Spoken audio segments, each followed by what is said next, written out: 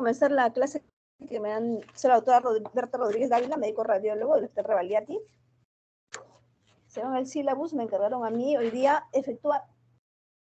Se caen los papeles por aquí. A ver, el tema del sílabus exactamente dice: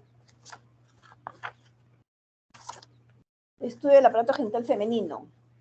Método de estudio por ecografía, tomografía de resonancia, histerosalpingografía, histerosonografía, ecografía obstétrica, primero, segundo, tercer trimestre. A ver. Comenzamos. Delegada, está todo ok, ¿no? Sí, doctora, todo está bien. Ok, se ve todo. Entonces decimos, ¿se ve mi flecha? Es rosada, fucsia. El temario es principalmente los genitales internos del aparato genital femenino se evalúan por ecografía. Entonces, principalmente la ecografía. Del útero endometrio, del ovario y las trompas. Anatómicamente ya conocen dónde está ubicado el útero. Está por detrás de la vejiga, esta es la vejiga, y por delante del recto sigmoides. El útero está por detrás de la vejiga y está inclinado sobre la vejiga. Le dicen anteflexo, eso es normal. A veces el útero también puede estar hacia atrás, es retroflexo, tirándose hacia el recto sería retroflexo. Este es el útero que tiene un miometrio, la serosa, perimetrio, la cavidad endometrial, el endometrio. Tiene un cuello, un cervix, y esto se relaciona con la vagina. El cuello y la vagina. Tenemos acá la vejiga, la uretra, tenemos el recto, el ano. Tres estructuras forman el piso perineal. Por los costados el útero tiene las trompas de falopio, una a cada lado, que se van a tener comunicación con los ovarios, una a cada lado.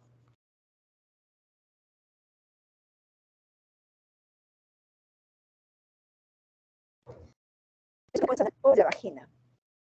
¿Qué diferencia hay? Esta es una transabdominal, en la cual el traductor se coloca aquí. ¿Se ve, señorita, mi puntero fucsia, no? Sí, doctora, sí se observa su puntero. Ok, ya. Aquí está, acá se pone el traductor, cuando se hace una ecografía a través del abdomen, el paciente tiene que llenar vejiga y por detrás de la vejiga recién se ve el útero, el cuello, y por acá la vagina, canal vaginal. Este es el fondo uterino. Entonces, el paciente para la transabdominal debe beber líquidos para distender la vejiga y que sirva de ventana acústica. Se recomienda un traductor de 3 MHz, entre 3 y 5 MHz. Se debe estudiar el útero en dos planos, en un plano sagital, este es un plano sagital, y en un plano transverso o axial. La desventaja de este método, que la grasa abdominal y el gas intestinal, sobre todo si es obeso, es una desventaja porque se va a interponer delante del útero y voy a ver, a veces los ovarios no puedo llegar a alcanzar a verlos por la interposición del gas intestinal o la grasa de la obesidad. Mientras que el método transvaginal se debe realizar a través de la vagina, se coloca el traductor a través de la vagina, ¿ya? Aquí está el traductor, en la vagina el traductor, y desde ahí vamos a observar el útero. No necesita llenar vejiga. Pero hay que pedir un consentimiento al paciente para colocar el traductor dentro de la vagina. Además, la paciente debe haber tenido ya relaciones sexuales, porque este traductor va a ingresar en el canal vaginal. No es necesario que llene la vejiga. La ventaja es que se observa muy próxima a las estructuras, sobre todo como el útero está inclinado hacia adelante, puede ver exactamente el útero sobre la vagina. Se usan traductores de mayor resolución, de 7 a 10 MHz, y la vía transvaginal es la más indicada cuando sospecho de alguna patología. La transabdominal se hace cuando el paciente no tiene relaciones sexuales y también se puede hacer para despistaje de alguna patología. Pero si yo tengo ya una duda con la anterior, debo hacer una transvaginal porque es más detallada. Recuerden que tiene mayor resolución el traductor, ya que se observa mejor los órganos anatómicamente, además de diferenciar las masas de asas intestinales, porque muchas asas intestinales se interponen y con la transvaginal se observa mejor cuál es asa intestinal y cuál es una masa, un tumor. Veamos primero. Esta es una transvaginal, en la cual la ventana acústica es la vejiga y por detrás recién tengo el útero. Este es el útero, si se dan cuenta, esta es la parte anterior, este es el fondo, esta es la parte posterior del útero, el cuello. Y aquí tenemos una línea ecogénica, blanquita, ecogénica, que es el endometrio, lineal. Este es el miometrio y este es el perimetrio. El cuello, que tiene íntima relación con el canal vaginal. Este es un plano sagital, un plano sagital. Otro plano sagital, perdón, otro también plano sagital, pero con una ecografía transabdominal, en lo cual voy pues del útero acá, veo el cuello y este es el canal vaginal. Y veo el endometrio, este endometrio está más grueso. Ojo, vamos ya hablando de endometrio. Este es un endometrio en fase secretora. Cuando el endometrio es ecogénico así blanco, grueso, es un endometrio de fase secretora. Mientras que este endometrio era lineal. Este endometrio es de fase menstrual. Durante la menstruación, el endometrio se va así lineal. Que quede claro, pregunta de examen. Este es endometrio secretor. Esta es otra ecografía transabdominal, porque delante tengo la vejiga llena, y por detrás veo el útero, pero en plano transverso, ya no sagital, transversal o axial. Veo el miometrio y miren el endometrio que es lineal, el perimetrio. Y acá a los costados podemos buscar los ovarios, que hay un ovario, vamos a buscar los ovarios a los costados. Esta es una ecografía transvaginal en plano sagital. Y yo veo aquí el cuello del útero, porque esto ocupa, el traductor ocupa toda la vagina. Por lo tanto, lo que veo es el cuello del útero. Veo el cuerpo del útero y el fondo del útero. Y este endometrio, si se dan cuenta, es trilaminar, 3 láminas, 1, 2, 3 láminas. Es un endometrio en fase proliferativa. Cuando el endometrio tiene 3 láminas, es de fase proliferativa. Ojo, ya vimos fase proliferativa, fase secretora, fase menstrual. También puedo ponerle Doppler a la ecografía transvaginal para ver la irrigación del miometrio, la irrigación del endometrio. Aquí tengo una ecografía transvaginal, este es el fondo uterino, este es el endometrio, que es una fase secretora, endometrio en fase secretora, y vemos que el endometrio en fase secretora está muy irrigado, hay bastante vascularidad. El útero puede cambiar de posición dependiendo de la vejiga y con respecto a la vejiga y el recto. Si el cuello generalmente se encuentra fijo, pero el cuerpo es movible. ¿A qué se denomina flexión y versión? La flexión se da porque el eje del cuerpo con respecto al cuello. Eje del cuerpo con respecto al cuello. Este es el cuerpo y este es el cuello. Entonces se dice anteflexo cuando está por delante del cuello. O se dice retroflexo cuando el cuerpo del útero se va hacia atrás con respecto al cuello. Es anteflexo. A eso se denomina flexión. La flexión se da por el eje del cuerpo con respecto al cuello. Y versión se da respecto del cuello con la vagina. Si el cuello está por delante de la vagina, se llama anteverso. Si está el cuello por detrás de la vagina, se llama retroverso. Generalmente, la mayor parte de mujeres, el 98%, tiene el útero en anteversión y anteflexión. Entonces está por encima de la vejiga y tiende a comprimir la vejiga. cuando está distendida en la ecografía transabdominal. Un 2% puede tener útero hacia atrás. Cuando el útero se inclina hacia atrás, se llama retroflexión o retroversión con respecto a la vagina. Cuando uno detecta que es un cuello, un cuerpo es retroflexo, retroverso, es mejor hacer una ecografía transvaginal porque por la transabdominal se pueden pasar muchas cosas y incluso pueden pasarse embarazos de muy poco tiempo. Es más difícil ver un embarazo reciente cuando tiene una retroflexión o una retroversión el útero. El útero ya saben ustedes que es un órgano muscular, músculo liso, grueso, que es el miometrio. Tiene una mucosa, que es el endometrio, y el endometrio está bien adherido al miometrio. Y tiene una serosa que la cubre, que es el perimetrio. Un útero infantil o prepuerperal, ante los 9 años, ante 10 años, es pequeño, ¿no? Más o menos de 2 a 3 centímetros de longitud y de 0,5 a 1 centímetro de diámetro anteroposterior. O sea, el chiquito, un útero muy pequeño, infantil. Las dimensiones máximas de una nulípara que no ha tenido embarazos, más o menos es una longitud de 8 centímetros, unos 5 centímetros de ancho y unos 4 centímetros de diámetro anteroposterior. Mientras que las multíparas, que han tenido varios bebés ya, el útero ha gestado varias veces, las dimensiones pueden aumentar hasta 1 centímetro por lado, ¿no? 1 centímetro más un centímetro más que tiene la nulípara. Por lo tanto, unos 9 centímetros de longitud, unos 6 centímetros de ancho y unos 5 centímetros de diámetro anteroposterior.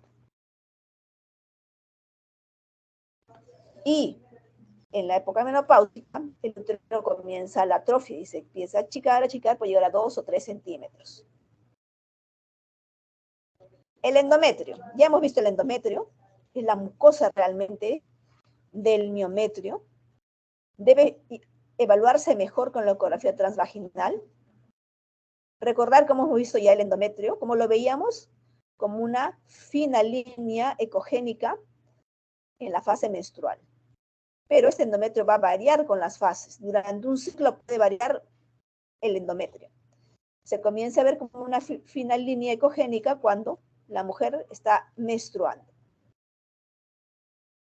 El endometrio es una capa funcional que se ensancha durante todo el ciclo y se desprende en la menstruación. Y la capa basal que permanece siempre igual. En la fase proliferativa, que es la fase donde predominan los estrógenos, endometrio se convierte en endometrio trilaminar y llega a medir hasta de 4 a 8 milímetros de ancho. Después de la ovulación, la capa funcional se vuelve hiperecogénica, totalmente blanca, conforme pasa a la fase secretora. Aquí el endometrio llega a medir a 7 a 14 milímetros de espesor. Y el endometrio posmenopáusico es menos de 2 milímetros. Si una mujer que ya no menstrua tiene un endometrio mayor de 5, eso es patológico, hay que hacer una biopsia. Ojo, si es mayor de 5 milímetros, es un endometrio patológico. Entonces queda claro, endometrio tiene 2 capas, una funcional y una basal. ¿Cuál es la que se engruesa? La funcional. Es la que aumenta espesor a lo largo del ciclo menstrual y se desprende con cada menstruación. Es la que cae con cada menstruación. Mientras que la capa basal es la que está unida, pegada al miometrio, permanece intacta durante el ciclo y contiene las arterias espirales, las cuales se elongan para nutrir a la capa funcional mientras se va engrosando durante el ciclo. Por influencia hormonal se engruesa. La textura hiperecoica que vemos en el endometrio secretor está relacionada con el aumento del moco, del glucógeno en el interior de las glándulas, así como el aumento del número de interfaces causadas por la tortuosidad de las arterias espirales. Por eso es que vemos un endometrio secretor muy ecogénico y grueso. Veamos acá otra vez. Ya hemos visto en las primeras, pero veamos otra vez. Este es un endometrio lineal. ¿Ya? Una ecografía transvaginal. Endometrio lineal, esto es en la etapa de la menstruación. Mide de 1 a 4 milímetros máximo de espesor. Una línea. Un endometrio proliferativo temprano empieza a formarse las 3 capas, trilaminar. De 5 a 7 milímetros y es más o menos ecogénico. Es más ecogénico que el endometrio porque empieza a desarrollarse las glándulas, vasos y estroma. Esta es una proliferativa ya ovulatoria. Se ve las 3 láminas, pero ya se ve más ecogenicidad en estas láminas. Es una periovulatoria, se acerca a la ovulación. ¿Entiendes? Múltiples capas, hasta 11 milímetros de espesor. Y va a desaparecer este aspecto después de 48 horas que ha ovulado. Y este es un endometrio en etapa secretora. Es un endometrio ecogénico, totalmente blanco, grueso, hasta 16 milímetros de espesor, o sea, de acá a acá medido 16 milímetros. Esto se debe al edema del estroma, a las glándulas distendidas por depósito de moco y glucógeno. Ojo, hay que controlarlo, porque si este endometrio permanece así a pesar de los días, hay que pensar en una hiperplasia, en un tumor de endometrio. Entonces, esta fase secretora debe culminar más o menos en 5 o 8 días. Y debe caer todo esto, menstruar y quedar una línea de la etapa menstrual. La vagina.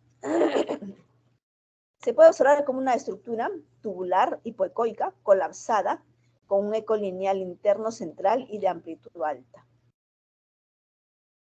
Por lo general, la vagina es poco visualizada en la ecografía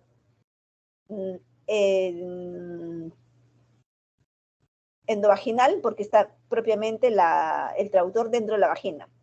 Hay que retirarlo un poco para poder observar bien las paredes de la vagina. Y en la ecografía transabdominal también es un poco difícil observar la vagina. Ovarios. Los ovarios son glándulas que se encuentran acá al lado del útero.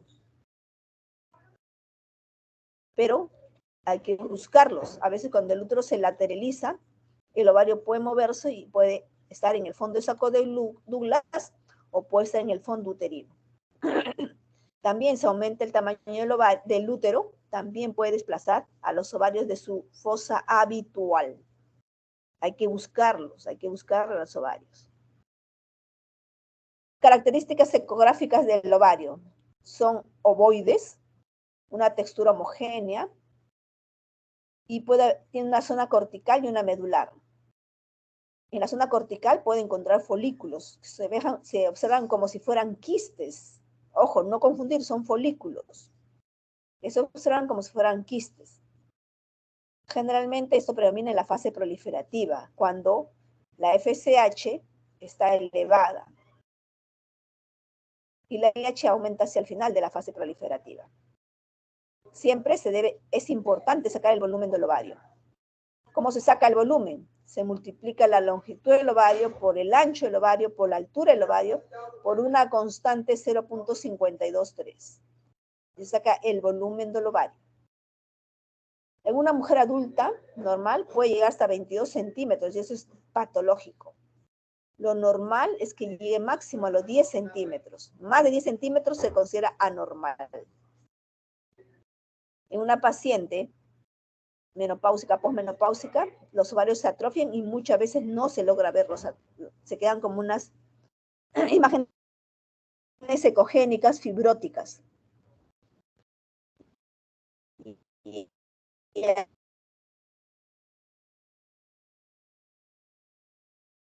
a veces ya lo más de los 70 años no llegan a ver los ovarios.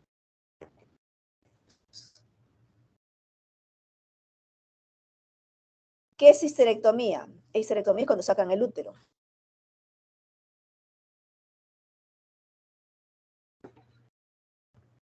¿Se escucha? ¿Aló, aló, se escucha? Sí, doctora, sí se escucha. Ok. Muy bien, en los ovarios hay que revisarlos, recordar que en la fase proliferativa vamos a ver los folículos en la cortical. Antes de la ovulación hay un folículo que domina. Luego este folículo que domina en el día 14 ovula y se queda como un cuerpo lúteo, ¿ya? Que se puede observar como una imagen hipoicoica. Si se pongo Doppler, tiene mucha vascularidad porque se organiza para empezar a producir la progesterona. Esta es una ecografía transabdominal. Vemos el útero aquí, acá está un ovario, acá está el otro ovario. ¿Cómo se ven? Se ven generalmente ovoides con una cápsula, una albuginia, una cápsula. Los folículos en la cortical presentan quistes, imágenes anicogénicas de diferente tamaño en la cortical, y la zona medular ecogénica, no tiene quistes. Así se ven los ovarios, ovoides con su cápsula, con sus folículos corticales y su zona medular. Acá tengo una aproximación de un ovario por vía transvaginal. Vemos un ovario ovoide, la cortical con sus folículos que parecen quistes, y esta es la zona medular. Más o menos en un corte, en plena fase proliferativa, debe haber hasta 12 folículos, hasta 12. Algunos textos dicen hasta 10, y de diferente tamaño. Si yo encontrara múltiples folículos del mismo tamaño y que no varían durante el ciclo, se llama ovario poliquístico. Ojo, este es normal. Se ven ustedes de diferente tamaño, hay uno que predomina. Este es otro ovario, forma ovoide, y los folículos corticales. La zona medular siempre es ecogénica. Las trompas de falopio. Normalmente no se pueden ver por ecografía ni por tomografía.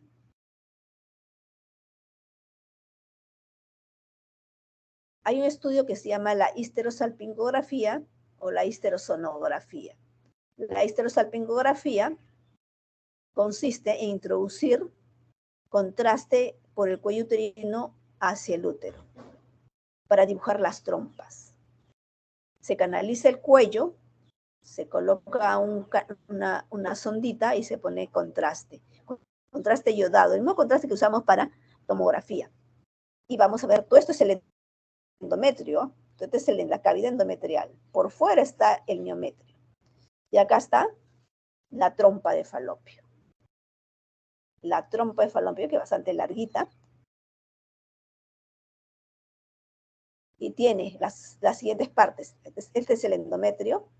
Acá está el istmo, la ampolla, el infundíbulo y las fimbrias de la trompa. Aquí está el ovario, sujeto por ligamentos. Esta trompa debe verse permeable durante la histerosalpingografía, como ven ustedes. Debe pasar el contraste y el contraste derramarse en el peritoneo. Esa es una trompa normal. Istmo, ampolla, fimbrias. Cuando, como ven ustedes, esto es normal, miren acá. Acá está amputado, no pasa el contraste. Y si no pasa el contraste, quiere decir que no tiene permeabilidad la trompa. Y si no tiene permeabilidad la trompa, no puede quedar fertilizada. Porque recuerden que donde se hace la fertilización, se hace aquí afuera. Acá llega el espermatozoide y aquí se une con el folículo, con el óvulo que sale de un folículo. Y aquí se produce la fertilización y luego tiene que viajar por aquí. Si esto está obstruido, primero no va a llegar el espermatozoide en busca del ovocito. Segundo, no puede retornar. Al no poder retornar, puede implantarse acá como un embarazo ectópico o simplemente abortarlo. ¿Ya?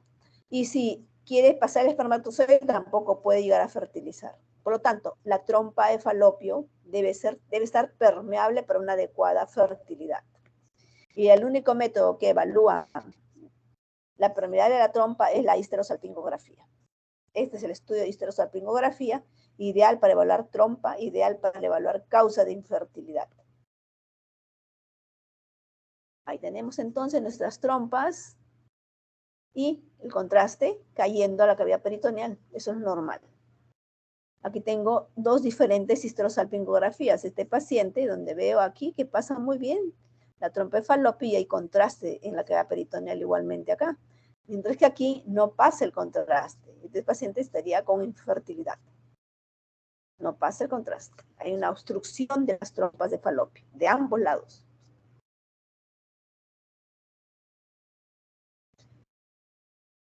Bueno, bien, habíamos avanzado. Y eso es respecto a evaluación de genitales internos. No sé si ahí tienen alguna pregunta. Es un resumen porque son varios temas.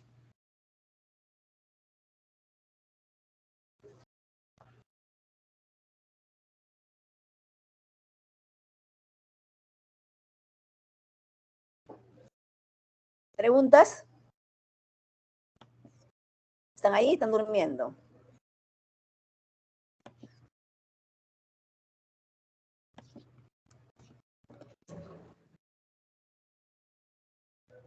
Sí, estamos aquí, doctora. Sí, escuchando. ¿Preguntas? ¿Hay preguntas? No han levantado mis compañeros su manito, doctora. Parece que no hay preguntas. Ok.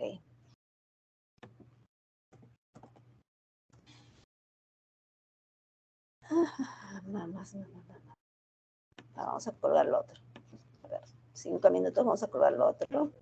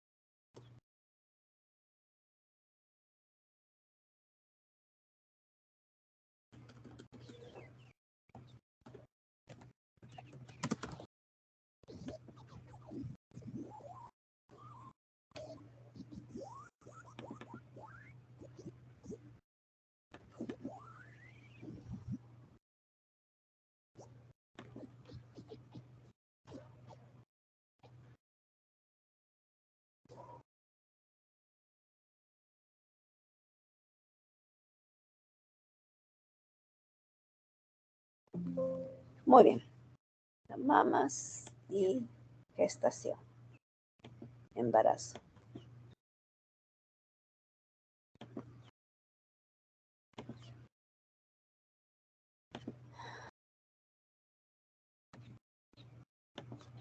Aguantaremos.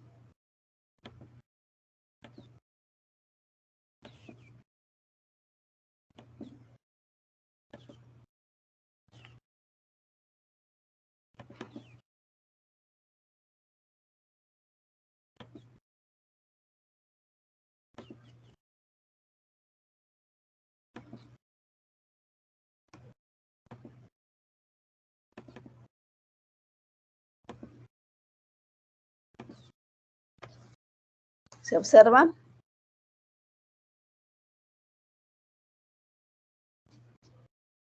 Sí se observa, doctora. Muy bien. Vamos a hacer exploración obstétrica.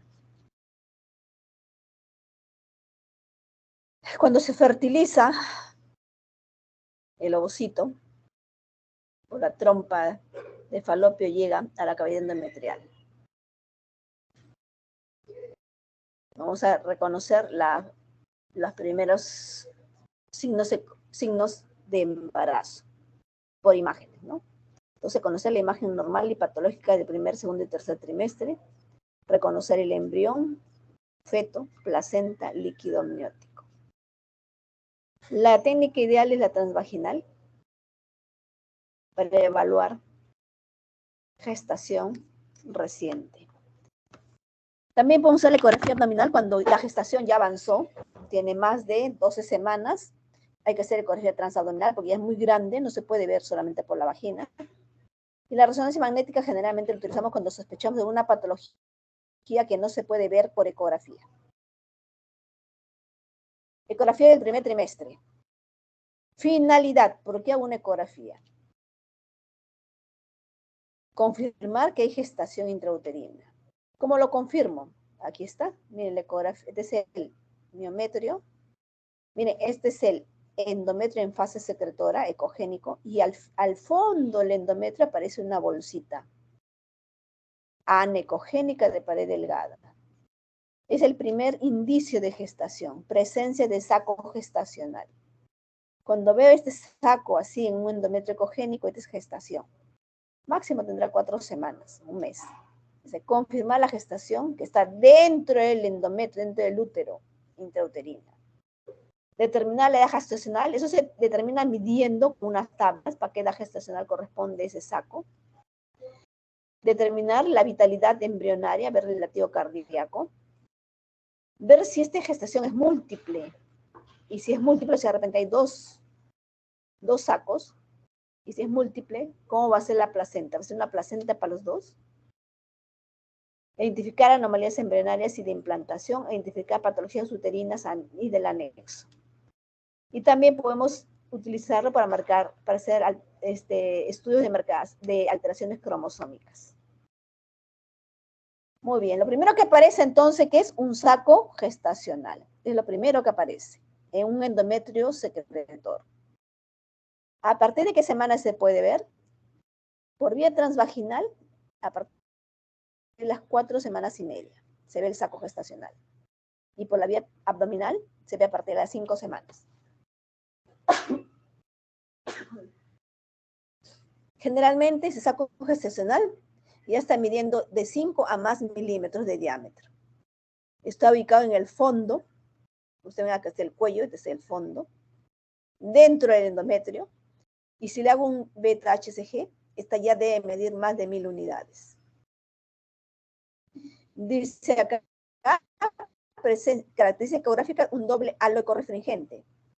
Este halo más blanco y este halo por dentro y por fuera. Doble halo ecorefringente, un saco gestacional que es anecoico. La ubicación debe ser dentro del útero, en el fondo y hacia un lado, excéntrica. ¿Qué patología voy a buscar? Ahí donde estoy, saco gestacional. La forma del saco debe ser redondita, el tamaño y la ecogenicidad de las paredes, porque puede haber hematomas también. El saco vitelino, ¿ok? Es diferente al saco gestacional. El saco vitelino va a aparecer dentro del saco, en el saco gestacional. Aquí aparece el saco vitelino. Por vía transabdominal se va a observar en la semana 5 de gestación y por la vía transabdominal en la 6ª semana de gestación. Características: es un círculo ecogénico que delimita un área que va a ser anecoica y extraamniótica. Ojo, todo esto es amnios y va a ser esto extraamniótica. Más o menos en la 5ª semana mide 2 milímetros, es una cosita bien chiquitita dentro del saco gestacional. En la semana 5 lo voy a ver como de 2 milímetros. En la semana 9 lo voy a ver como de 6 milímetros. Y este saco vitelino desaparece una vez que cumple su función en la semana 12 de gestación. ¿Dónde se ubica? ¿Dónde está el saco gestacional? Saco vitelino. Entre el amnios y el corion. Este borde es el amnios y este es el corion. Entre el amnios y el corion. Alteraciones que puede ser pequeña, menos de 4.5 milímetros, se llama vesícula o saco vitelino o vesícula vitelina hipoplásica, o que puede formarse en forma quística, medir más de 6.5 milímetros, o puede calcificarse, o puede ser, su contenido puede ser hiperrefringente. Entonces, estas son las causas que puede aparecer en un saco vitelino.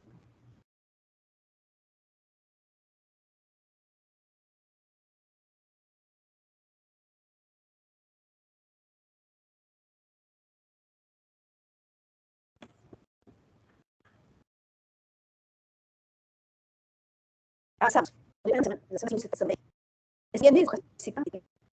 Y desaparecerá acá una formación de un embrión. Al costado de la vesícula vitelina empieza a formarse un embrión. Comienza a aparecer un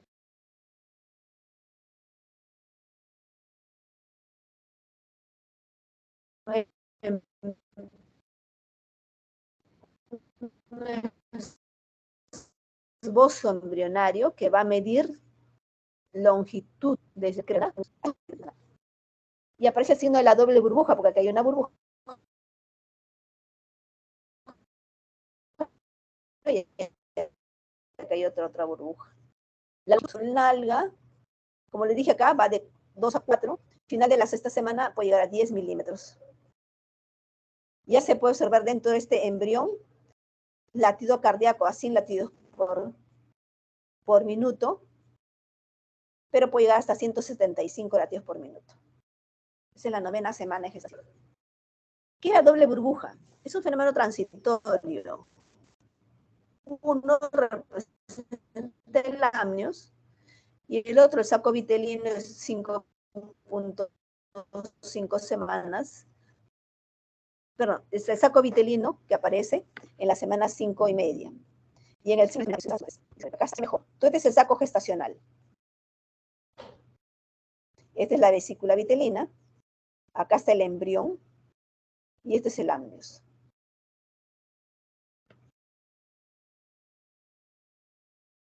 Si tenemos entonces, si la doble burbuja es un fenómeno transitorio, uno es el saco vitelino, saco gestacional y el embrión.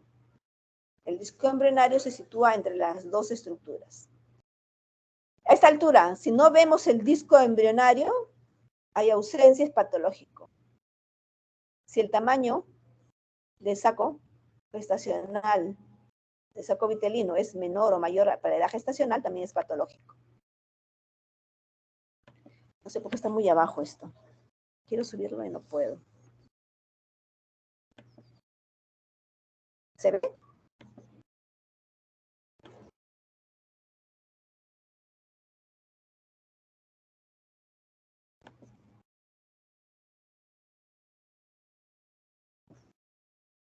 Sí se está viendo, ¿no? Chicos, ¿se ve?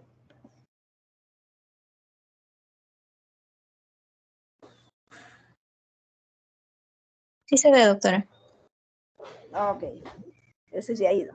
Ok. Entonces, siendo la burbuja, más o menos aparece las 5 semanas y media de gestación y desaparece la 12ª semana. ¿A qué se debe? Al saco gestacional, a la vesícula vitelina, al amnios y al disco embrionario. Siempre debe observarse un saco gestacional, siempre debe observarse un saco gestacional de 5 milímetros de diámetro en promedio, para decir que es una gestación.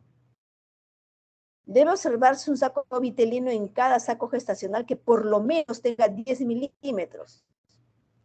Si el saco gestacional tiene 10 milímetros, ya debe verse saco vitelino.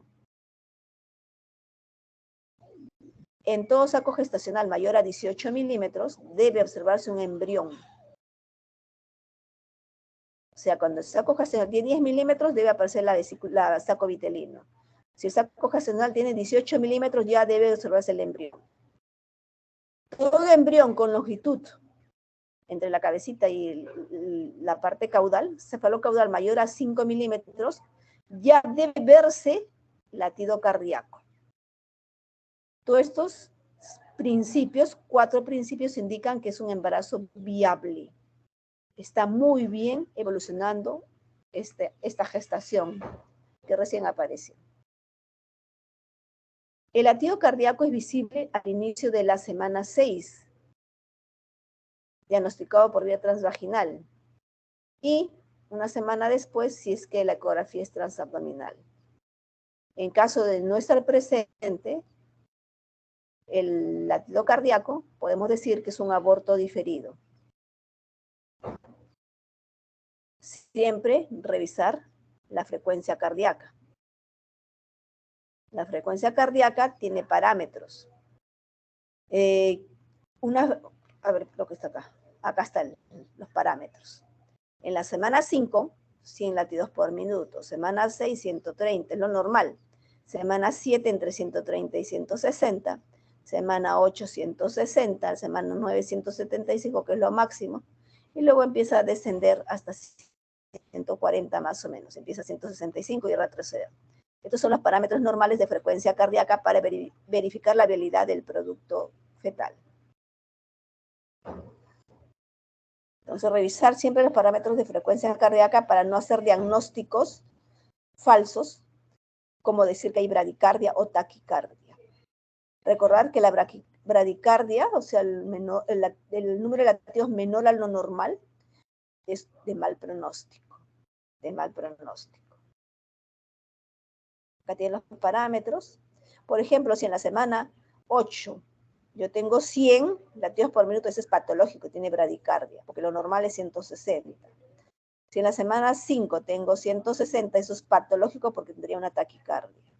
Por eso decíamos ver siempre la tabla, cuánto es el latido cardíaco para esa edad gestacional. Esto es un resumen de lo que sucede en el primer trimestre de gestación. En la semana 5 se ve el saco gestacional. Luego aparece, en el transcurso, aparece, que hacen las 6 semanas, el saco vitelino. Y luego aparece el disco embrionario, a un costado del saco vitelino. Y cuando aparece el embrión hay que ver la actividad cardíaca. Hay que revisar que tenga la actividad cardíaca y la actividad cardíaca que le corresponde. Semana 6. La longitud del disco cráneo-caudal debe ser, del embrión debe ser de 4 a 8 milímetros. Este es el saco vitelino, saco gestacional. El latido debe ser de 120 a 130. Comienza a verse los esbozos de los miembros. El flujo sanguíneo es unidireccional. Comienza a formarse el intestino primitivo. En la semana 7, el disco embrionario crece, se hace más grande, mire cómo queda el saco vitelino y cómo está el amnios acá.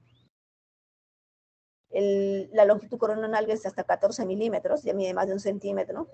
La vesícula vitelina permanece normal con 5 milímetros, el latido cardíaco es 120-130, el saco amniótico rodea al embrión, empieza a rodear al embrión, y el saco vitelino se incorpora al embrión. El saco vitelino se va a incorporar, va a introducirse al embrión. Para formar, el saco vitelino va a formar el intestino primitivo. Y en la semana, más o menos en esta semana, va a ir desapareciendo poco a poco el signo de la doble burbuja porque el saco vitelino se incorpora. En esta semana 7, el tubo neural se empieza a diferenciar en prosencéfalo, telencéfalo, diencéfalo, mesencéfalo, rombencéfalo, metencéfalo, mielencéfalo. Y ya se puede distinguir los esbozos de la cabeza que se ve diferenciar del abdomen. En la semana 7. Aquí tenemos una imagen 3D donde se ve el disco embrionario. Este es la vesícula, el saco vitelino. Así como empieza a formarse el embrión, ¿no? Esbozo de miembros, empieza a formarse las vesículas del tubo neural y avanza. Y así tenemos, aquí está mayor aumento al anterior, para ver el saco amniótico acá, el embrión, la vesícula vitelina. Este es el amnios, el embrión. Semana 8. Ya se diferencia la cabeza del abdomen. La longitud puede llegar hasta 23 milímetros, 2 centímetros y medio. El latido cardíaco va entre 140 y 170. Ya se diferencian los hemisferios cerebrales, el diencéfalo, mesencéfalo. Se puede ver plexos coroideos. Se puede ver ya mejor los esbozos de los miembros, piernas más largas, brazos flexionados. Los brazos flexionados sobre la altura del tórax, flexiona codos, muñecas. Y se puede hacer una hernia fisiológica. Ojo, en la semana 8-9, la hernia fisiológica, que es otra cosa que los intestinos dentro del cordón umbilical. El corazón casi alcanza su forma definitiva, ya se ha dividido el corazón. Acá vemos la cabeza, el cuerpo y este es el corazón, cordón umbilical. Cabeza más grande, el abdomen, esbozo de miembros. Cabeza, abdomen, esbozo de miembros. Y si yo le pongo Doppler, ya se va a ver flujo sanguíneo en la arteria umbilical y en la aorta fetal. Semana 9, el embrión llega a casi 3 centímetros. Latido cardíaco alcanza su máxima frecuencia, 170-175. La cola al final de la espalda va desapareciendo, esa cola que había quedado. Esta cola que va quedando va desapareciendo, como ven ustedes, va desapareciendo la cola. Empieza a verse movimientos del embrión, movimientos involuntarios. Se empieza a definir mejor las estructuras del codo, rodillas, manos, pies, dedos, etc. Empieza a dividirse también las vesículas cerebrales, con la os cerebral y el cerebelo. Comienza a aparecer los centros de osificación, como por ejemplo el centro de osificación de la mandíbula y el paladar. Comienza la osificación de las vértebras. Aquí tenemos el embrioncito, cabeza, cuerpo. Semana 10, el embrión ya llega casi a 4 centímetros, latido cardíaco entre 170 y 175. La cabeza casi la mitad del cuerpo del embrión. La cabeza es la mitad del tamaño del embrión. Ya se ve mejor manos y pies. Se empiezan a separar los dedos y brotan uñas. Se puede ver que el embrión traga porque se empieza a ver el estómago con agua. Y comienza el anugo para que cubra la piel del embrión.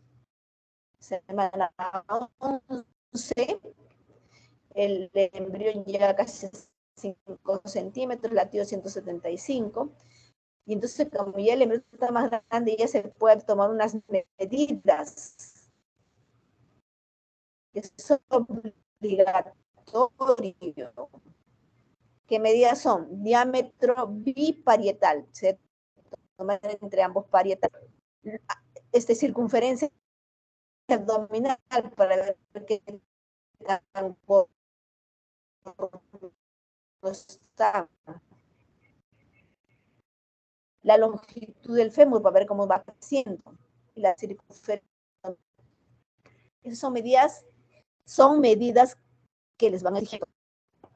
La fisiológica, incorporación hasta esta amniótica, esta cavidad amniótica,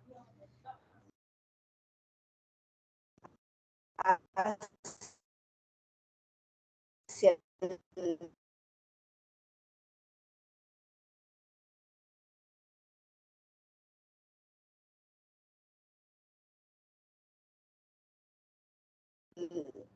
y hernia fisiológica y vesícula vitelina empiezan a desaparecer en esta semana, en la semana 11 y media, 12. Se empieza a ver mejor el estómago y la vejiga. Quiere decir que es patología congénita, con hueso nasal. Y medir el espesor de la nuca. Ahí está. Acá está. TN es la principal. Este espesor de la nuca hay que correlacionarlo.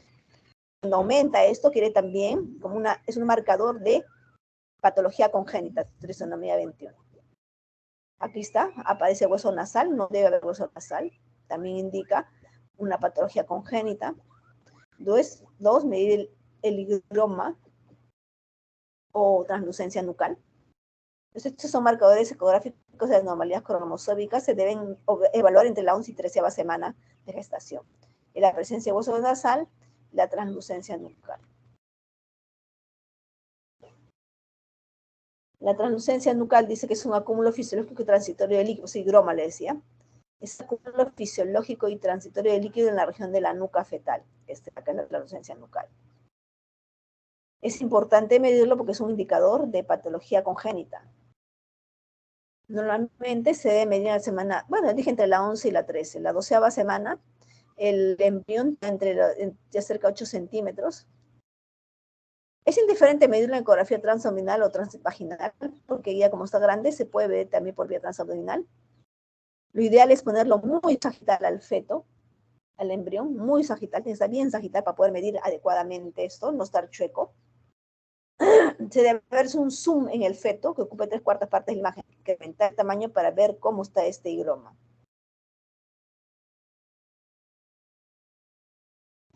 Debe distinguirse bien la piel fetal del amnios. Ojo, es importante evaluar esto.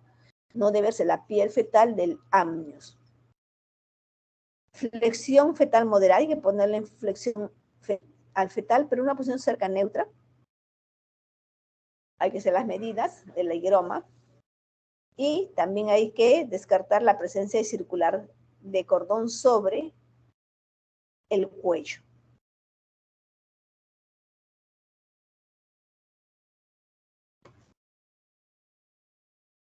¿Preguntas?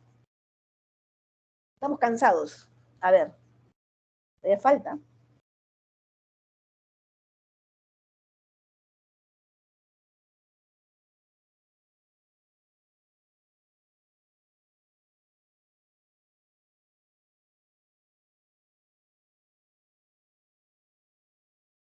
Chicos, ¿no hay preguntas?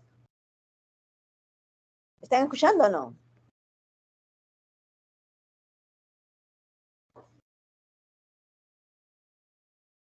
Delegada, preguntas. Se fue la delegada. Muy bien. Acá está. Normalmente debe hacerse hasta 4 ecografías durante una gestación. Primero para el diagnóstico, segundo en el primer trimestre, debe ser antes de las 12 semanas para ver la edad gestacional y los marcadores.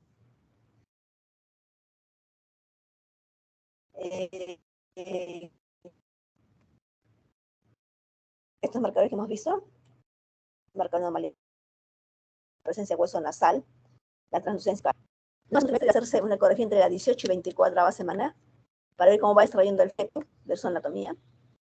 Y finalmente, en el tercer trimestre debe hacerse la ecografía entre la 28 y 34 semana. Lo ideal es para evaluar el bienestar del feto, el peso, cómo está el feto, el líquido y cómo va a ser la placenta. Ecografía del segundo y tercer trimestre. La finalidad es determinar la presencia del feto, y es feto, ya no es embrión, que esté con vida y al latido cardíaco. Diagnosticar anomalías congénitas del feto, evaluar la posición del feto, si está empodálica, cefálica, evaluar la posición de la placenta importante, determinar la cantidad de líquido amniótico, evaluar el crecimiento fetal, evaluar el bienestar general del feto. Las medidas que se hacen, como ya hemos ido viendo, es la longitud coronilla-nalga, LCN, entre la coronilla y el coxis se mide este. Es uno de los parámetros más importantes, fiables, para determinar la edad gestacional. Es un parámetro que se puede hacer en cualquier momento. La limitación radica en que el embrión está incurvado y muchas veces podemos subestimar el tamaño, pues está incurvado y sale menos. Por lo que se debe medir varias veces en posiciones diferentes para que se nos pase la longitud real. En esta semana, el segundo trimestre, la longitud coronaria larga va a experimentar un crecimiento exponencial, ¿no? Va a crecer bastante el embrión, ya se va a convertir en feto. Acá tenemos, esta es la coronilla hasta la nalga, es la longitud del feto. Hasta la carita, hasta la nariz, el bozo de miembros. Igualmente, lo ideal es cogerlo bien sagital.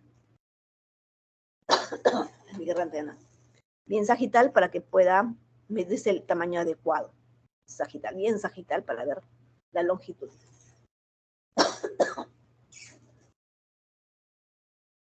Entonces será longitud coronilla nalga. Otra medida es el diámetro biparietal. Es un plano compuesto por la porción más anterior de la cisura interhemisférica, el cavum del septum pellucid y los tálamos simétricos. Este es el diámetro biparietal. Se toma un corte de la cabeza y se coloca el caliper por dentro del cráneo y por el otro lado del cráneo es el diámetro biparietal. Diámetro biparietal. Esta es la circunferencia abdominal. Se traza una línea alrededor del abdomen. ¿Ya? Este es el hígado. Entonces, una circunferencia alrededor del abdomen es un diámetro circunferencial del abdomen. La posición del feto, el feto puede venir en diferentes posiciones, como ven ustedes, hay una serie de posiciones. Cefálico, acá está, cefálico posterior, acá está viendo de cara, la cara va a aparecer primero. Acá el vértice primero debe venir un poquito jorobado, debe venir para que entre bien, está sentado.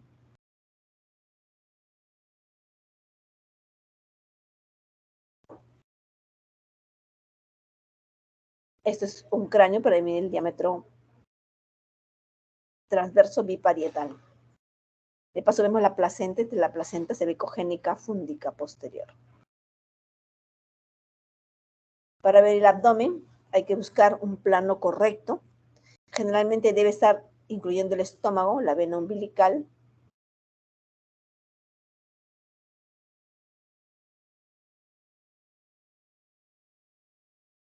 Es medir el diámetro del abdomen para el crecimiento. Eso sería en cuanto a obstetricia, qué raro, tenía más.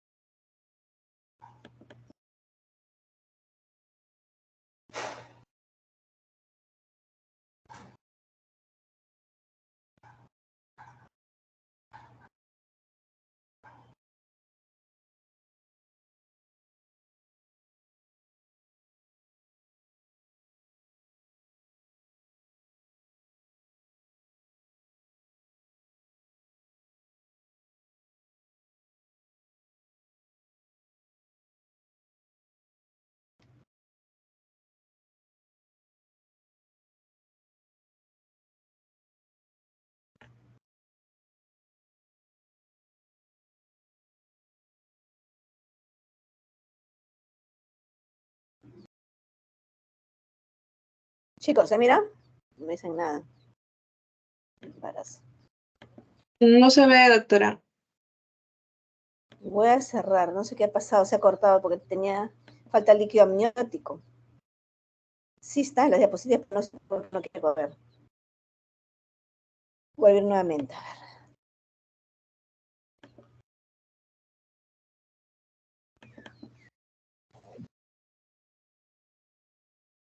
A ver. Ventana.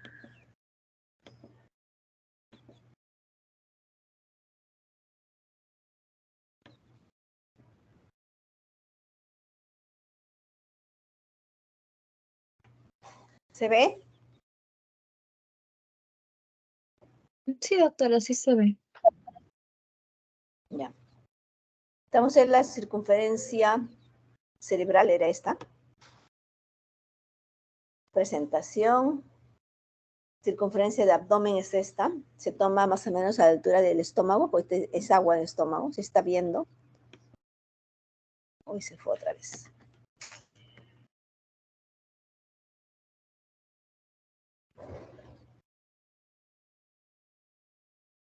Tampoco acá.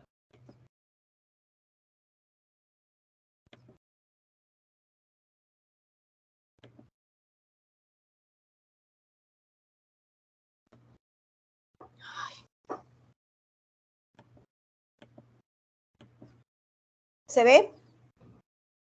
No lo voy a incrementar de tamaño porque no sé por qué se pasa, se desconfigura. Muy bien, me ven, ¿no? Sí, doctora, sí se ve. Esta es circunferencia abdominal. Vemos acá el cuerpo vertebral, este es el estómago y todo esto es el hígado. Circunferencia abdominal. Entonces, otra circunferencia abdominal. Un corte más abajo, porque ya se ve por aquí la vena porta. Otra medida que se toma es importante es la longitud del fémur. El fémur se va a ver como un palito de golf, ligeramente curvado, perpendicular a las de emisión.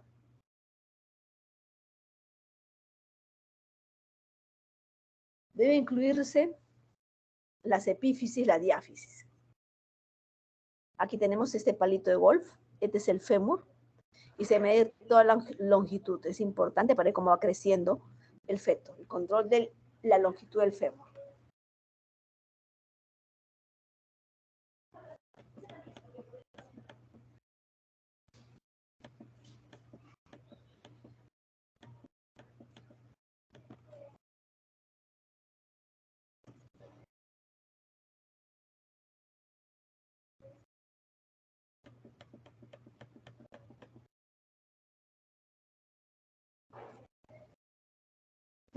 Casos especiales. Las gestaciones también pueden ser múltiples gestaciones.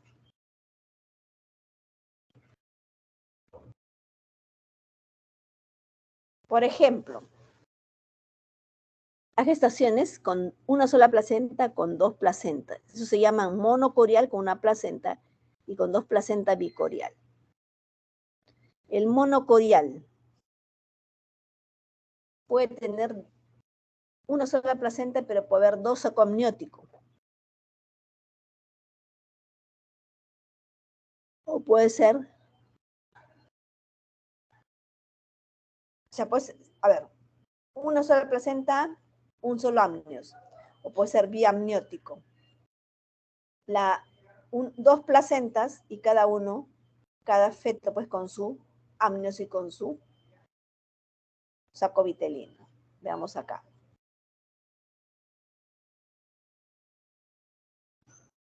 Tenemos aquí una sola placenta que está dividida en dos cavidades.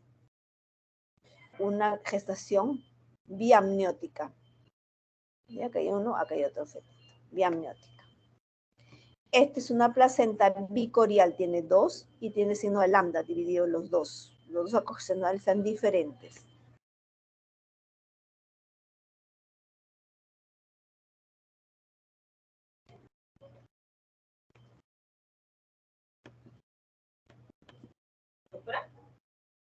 Doctora, ¿cómo está?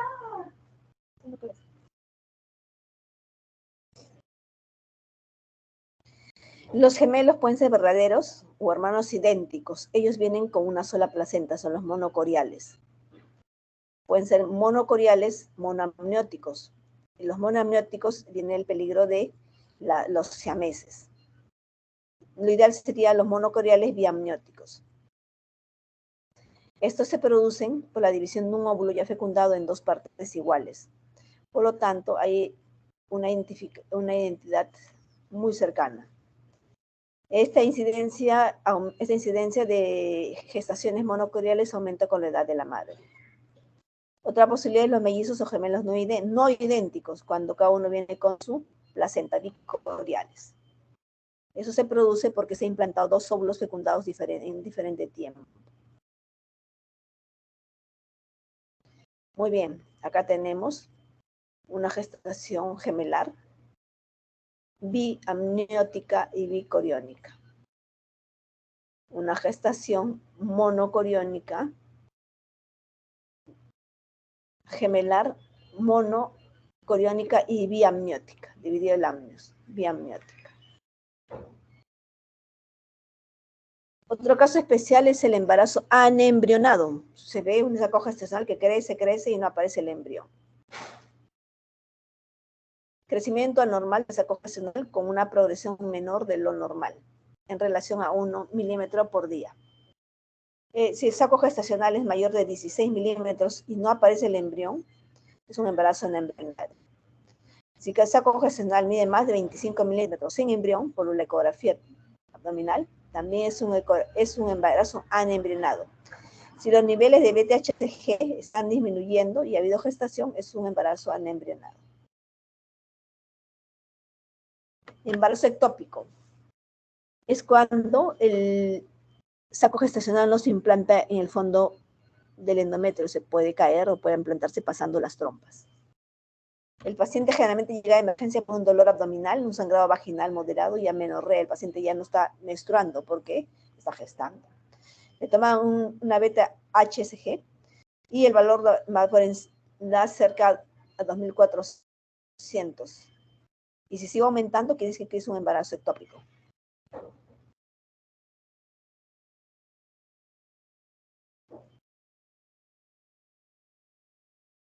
Los embarazos ectópicos se producen cuando se implanta el embrión, ya embrión en formación, fuera de la cavidad endometrial. Entonces, por ejemplo, se puede implantar en el intersticio de la trompa, en la porción ístmica, en la ampular, en la fimbres de la trompa o en el ovario. Placenta y cordón umbilical. La placenta se debe evaluar por ecografía. Hay que ver dónde está localizado, está en el fondo, en el cuerpo, o está de implantación baja. Ver el tamaño, la morfología, la ecoestructura de la placenta. Por ejemplo, vamos a rápidamente ver la ubicación de las placentas. Por ejemplo, la placenta debe estar en el fondo, así, en lo normal. Pero cuando la placenta ocluye totalmente el canal, se llama placenta previa completa. Se obstruye el canal, pero parcialmente, es una placenta previa parcial, no está completamente. Una placenta marginal está por fuera del canal vaginal.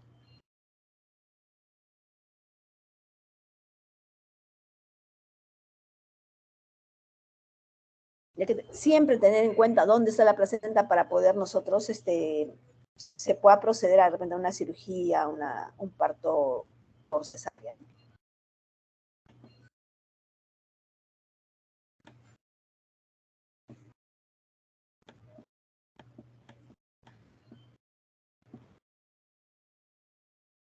Aquí tenemos una placenta ecogénica y desde el cordón umbilical.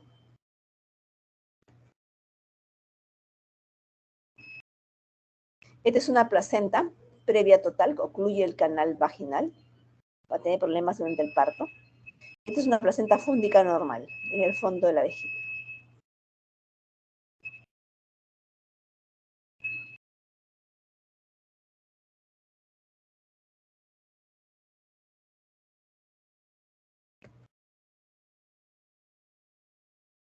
Hay placentas previas totales que ocluyen el cervix. Hay placentas previas parciales. Las placentas también tienen grados. La placenta que es homogénea, sin calcificaciones, es el grado 1. Generalmente se ven en el primer trimestre, son uniformes. Esta es una placenta grado 1. Ya se empiezan a ver pequeñas calcificaciones en el sustrato de la placenta.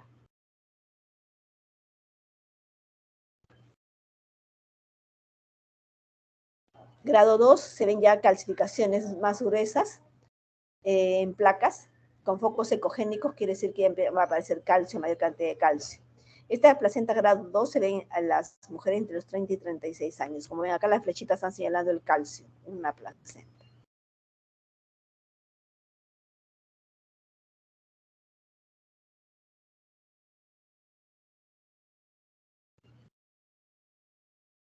Placenta grado 3, las calcificaciones son más extensas y se extiende casi todo el espesor de la placenta, dibujando los cotiledones.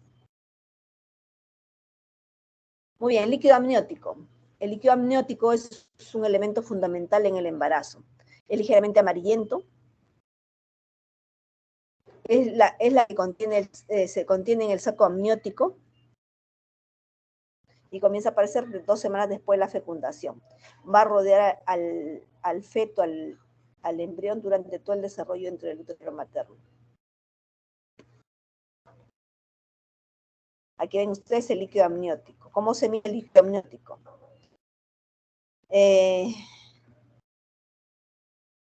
Aquí tenemos la medida del líquido amniótico.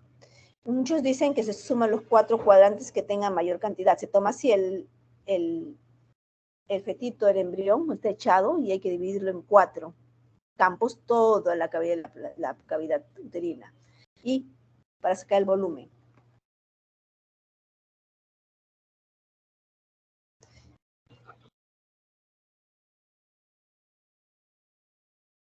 Realmente el líquido amniótico es un ultrafiltrado del plasma.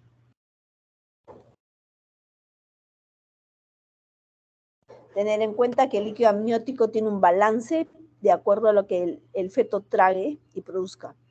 Trague el líquido y produzca la orina.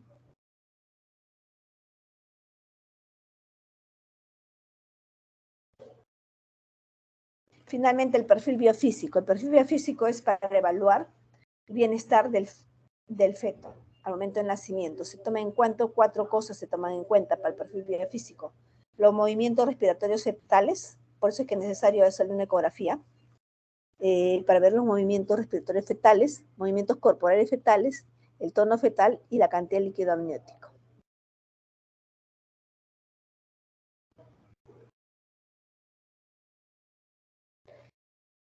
Cuando es normal, por ejemplo, movimientos respiratorios normales, quiere decir unos 30, un episodio de respiración en 30 segundos. 2 puntos. Si no está ausente los movimientos respiratorios, 0 puntos. Los movimientos corporales fetales, mínimo 3 movimientos del cuerpo, puede ser extremidad, en 30 minutos.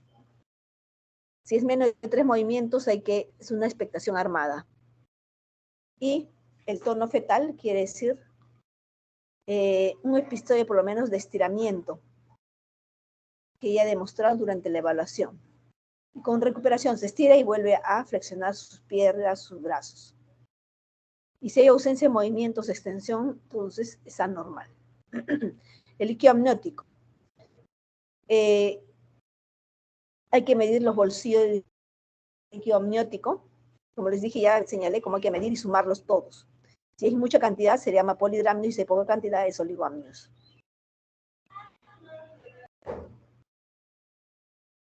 Finalmente, el uso de la resonancia. La resonancia magnética sirve para ubicar la placenta, ver la estructura anatómica, la relación que hay. No se administra yodo, no se administra ninguna sustancia, porque es muy peligroso, puede alcanzar al feto. El feto traga esto. Dice, ecografía es el método de estudio rutinario del feto. En ocasiones es necesario obtener imágenes de mayor calidad para la detección de alteraciones sutiles o complejas, para la preparación de cirugías fetales o para manejos especiales o natales en el parto.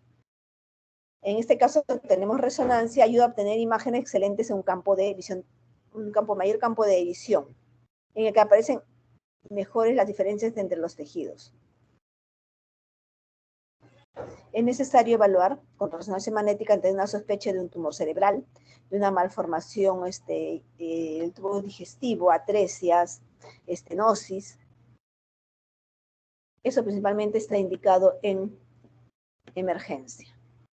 Perfil biofísico.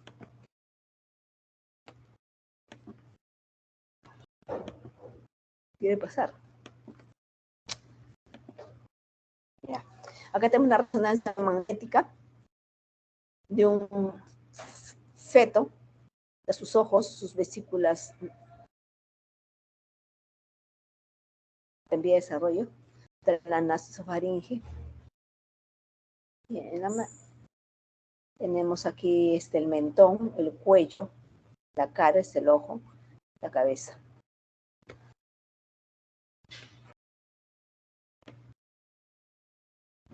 Podemos con esto pasar esto. Por ejemplo, es una malformación congénita de resonancia magnética en la cual no ha formado cerebelo. No se forma cerebelo y no se lo va a formar en el futuro. Va a quedar así. Este es un meningocele. Mira, meningocele.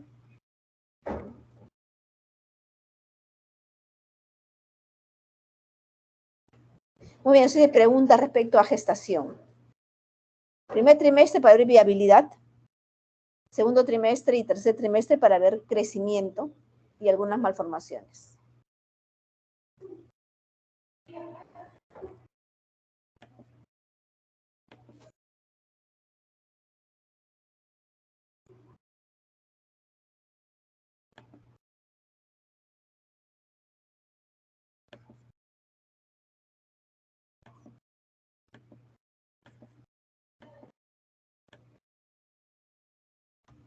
Se fue esto. A ver, compartir. Quiero ver mamas. Pregunta, chicos, de embarazo, de gestación. Están mamas.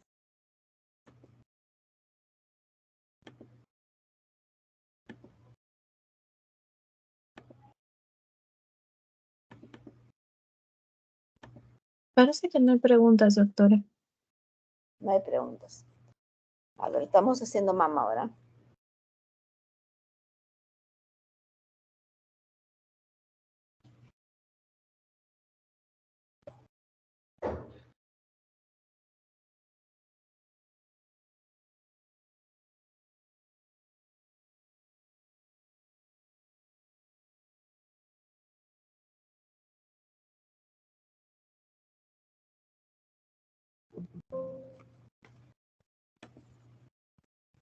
Se ve, ¿no? Sí, doctora, sí se ve.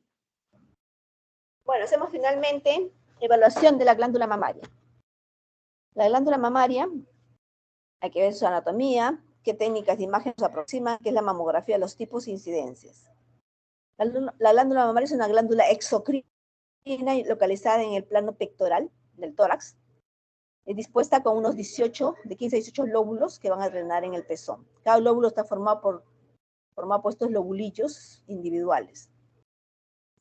Se disponen en forma de grupos y están interconectadas entre sí. Y aquí se forma la secreción. Otra vez, la glándula mamaria es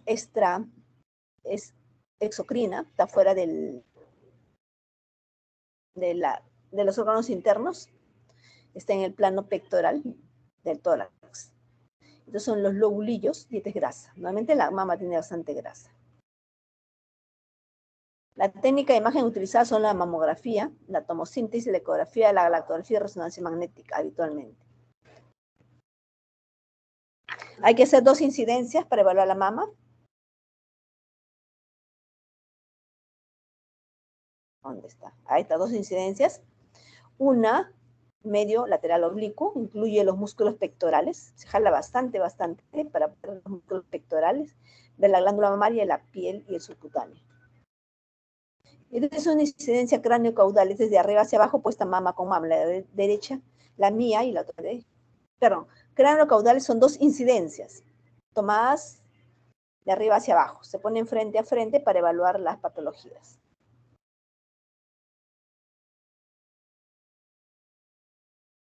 Decimos entonces que 2 incidencias, cráneo-caudal y medio lateral oblicuo. La densidad mamaria estudiada a través de la mamografía refleja la composición del tejido mamario. Recordar que el tejido mamario está formado por epitelio y estroma. Los cuales tienen mayor atenuación, los rayos X, que la grasa, por lo que se observa radio opaco. Densidad agua, porque la grasa es muy densa. Y en la mamografía, mientras que la grasa se ve radiolúcida. La apariencia de las mamas durante el estudio de mamografía va a variar dependiendo de la composición de la mama. Tenemos acá una glándula mamaria donde vemos el músculo pectoral y todo es glándula.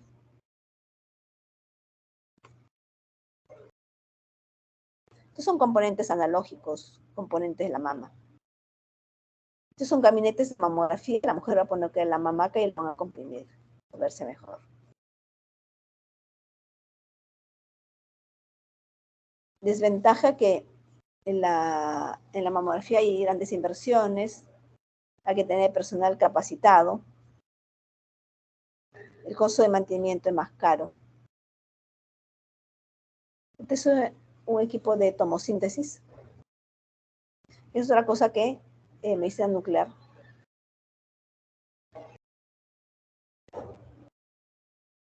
Los componentes del mamógrafo son pues el tubo de rayos X acá, las dos paletas, introduce la mama acá. Es un equipo antiguo, es un equipo más moderno.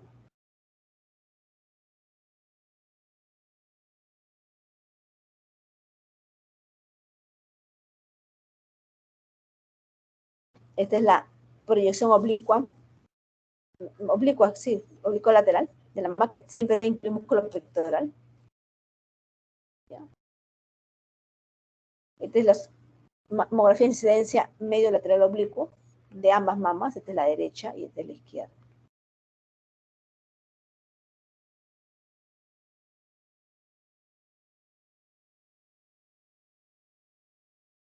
La mamografía debe estudiarse siempre comparando el derecho con el lado izquierdo.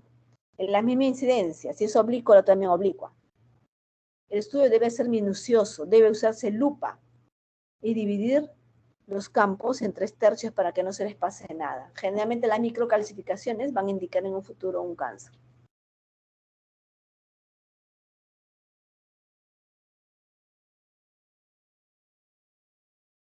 La ecografía de mama es un estudio que complementa la mamografía. Puede usar para diagnóstico primario del cáncer, generalmente en pacientes jóvenes, porque no se le puede hacer mamografía a los pacientes menores de 40 años. Habitualmente la ecografía siempre se complementa con la mamografía para ayudarse a mejorar el diagnóstico.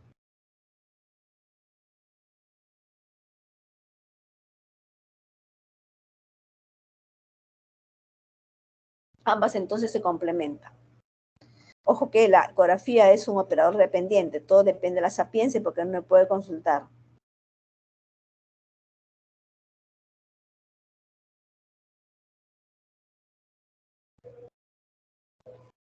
Cuando ubicamos la lesión de una patología mamaria, debemos dividir en 4 cuadrantes la mama, pasando por el pezón y por la línea media axilar. Y ubicamos la lesión. Supongamos que está la lesión acá, decimos que está en el cuadrante superior interno.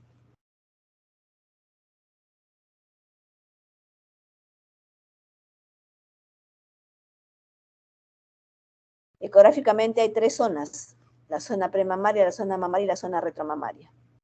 Acá están las 3 zonas, la zona premamaria, la zona mamaria entre la glándula, la zona retromamaria entre el músculo pectoral. Hay que evaluar bien la piel, el tejido premamario, la grasa subcutánea, el ligamento de Cooper.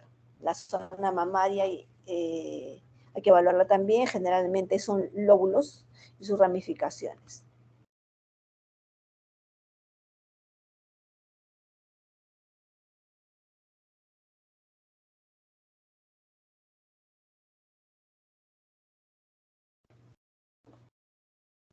Aquí tenemos nosotros la glándula mamaria, son los lobulillos de la mama, ecográficamente. Aquí vemos un poquito tásico dilatados los conductos de la retroareolar. La ACR, incluyó la Sociedad Americana, ha incluido que se agruparon las mamas en 4 tipos, ¿no? Cuando es más denso, quiere decir que hay mayor tejido glandular y hay menos grasa.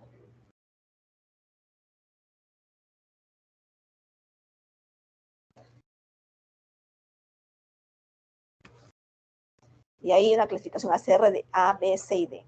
La A es cuando una mama es muy negra y grasa, pocos lobulillos de la mama, ya no funciona esa mama. La tipo B, mama densa con tejido fibroglandular disperso.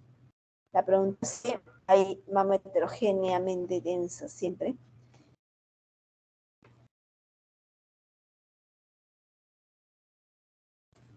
Otra vez tenemos la clasificación de los diferentes tipos de mama. Densidad 1 a densidad 4.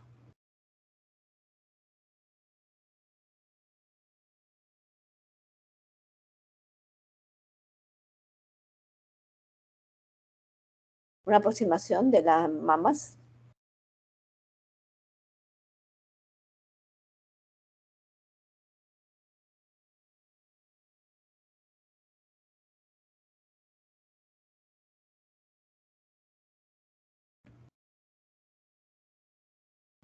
La clasificación de patología de la mama va de 0 a 6. Se llama BIRAT, dice estudio de la imagen mamaria. y el reporte. 0 quiere decir que es una mama normal, no es necesaria más pruebas. 1, la mama está completamente normal. Ojo, perdón.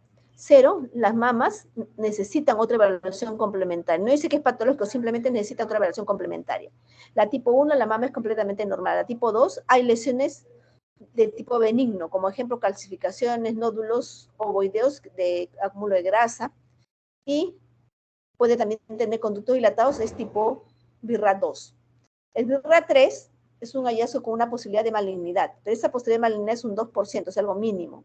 Hay que hacerle seguimiento cada 6 meses. Y si en los 6 meses no aparece, hacer un seguimiento de 2 años. Y para considerar que es totalmente benigno.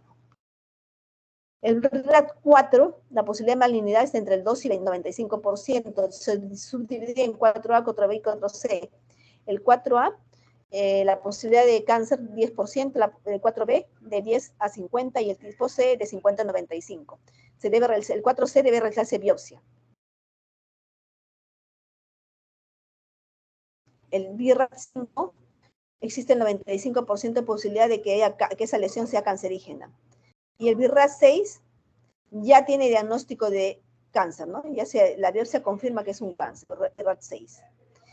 Entonces, ese BIRRAT es para comunicación entre el radiólogo y los otros médicos que dan tratamiento, por ejemplo, el oncólogo. Las lesiones se dividen en tipos. Pueden ser nódulos, calcificaciones, distorsión de la arquitectura y casos especiales. Los nódulos son lesiones con espacio. Pueden ser redondas, irregulares, únicas, múltiples. Por ejemplo, el nódulo puede ser redondo, ovalado, lobulado, irregular. Los bordes de los nódulos pueden ser bordes bien circunscritos, bordes borrosos, bordes microlobulados, bordes mal definidos, bordes espiculados. Por ejemplo, acá tengo un nódulo de una mamografía con contornos mal definidos. Este nódulo tiene contornos espiculados. Otros nódulos acá, pero otros nódulos tienen cadena de malignidad porque son espiculados, contornos espiculados con calcificaciones. Entonces, los nódulos se pueden clasificar tanto por mamografía como por ecografía. Otros nódulos por ecografía, tenemos nódulos totalmente anecogénicos, nódulos con ecogenesia interna, nódulos de bordes mal definidos. Las calcificaciones en mamografía también son importantes describirlas. Hay calcificaciones benignas como malignas. Por ejemplo, estas son calcificaciones por suturas quirúrgicas y los quirúrgicos. Calcificaciones distróficas como si fueran cristales. Las vasculares generalmente son calcificaciones en líneas de riel, de tren. Calcificaciones globulares, calcificaciones puntiformes, calcificaciones en banda. Por ejemplo, esta es una calcificación vascular. Esta es una calcificación lobulada. Esta es una calcificación micronodular.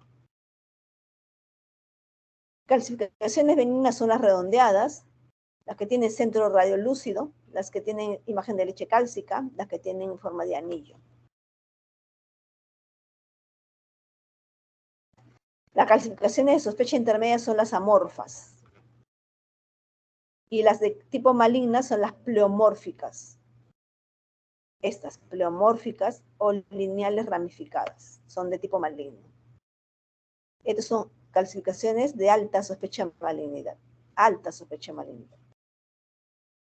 Y definitivamente calcificaciones malignas son estas, en sal y pimienta, bien chiquititas, y ramificadas. Son calcificaciones de tipo maligno. Ahí tienen varias, miren, estas son en tipo de riel. Estas sí son malignas. Acá también hay calcificaciones malignas.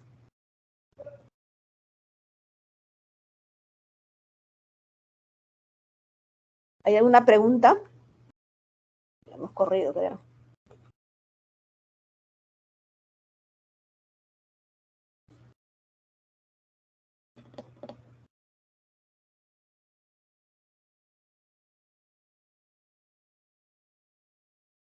Parece que no hay pregunta, doctora. Dígame, ¿preguntas? No, no hay manos levantadas, doctora. Me salí. Ah, no, acá estoy viéndolos. No hay manos levantadas, hay 54 personas. Muy bien, entonces no hay preguntas. Hemos hecho, en resumen, evaluación del aparato genital femenino por ecografía, por histosalpingografía. Hemos visto embarazo, gestación, primer trimestre, segundo trimestre, tercer trimestre, en unos casos especiales. Y por último hemos hecho mama, evaluación de mama por mamografía y ecografía. Muy bien, chicos, si no hay preguntas, nos quedamos aquí. Gracias, buenas tardes. Muchas gracias, doctora. Buenas tardes. Buenas tardes, gracias.